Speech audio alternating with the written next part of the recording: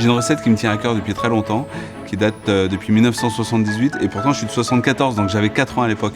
Retour de pêche en Bretagne avec mon père. On était avec un marin pêcheur où on a ramassé beaucoup de homards. Et le marin pêcheur nous a fait une cocotte de homard avec plein de pommes de terre, avec une bonne sauce au paprika. Et ça, c'est vraiment une recette d'enfance qui me tient à cœur, que j'ai fait découvrir à mes enfants et qu'on continue à faire pour les jours de fête. Parce que ça reste quand même une recette de jour de fête.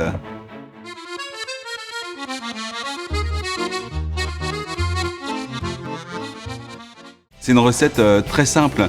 Il y a différentes solutions pour la préparer et tout, mais la façon la plus simple, c'est d'avoir des échalotes et des oignons qu'on fait revenir dans une cocotte, on met un peu de paprika, on laisse colorer, on déglace avec un petit bouillon de légumes.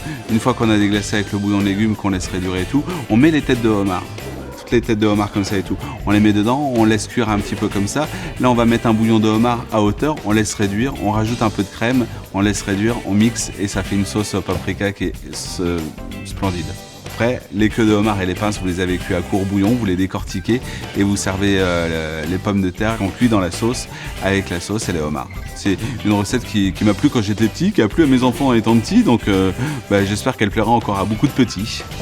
L'été où on est dans la période de la crevette, la grosse crevette rose, la grosse crevette bien charnue et tout, c'est sympa de faire cette recette à base de crevettes au lieu d'être toujours sur le homard.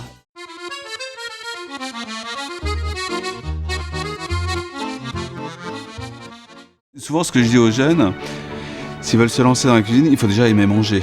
Il faut aimer faire à manger et il faut avoir un cœur énorme parce que c'est un métier de passion et d'amour, donc il faut vraiment avoir un cœur énorme.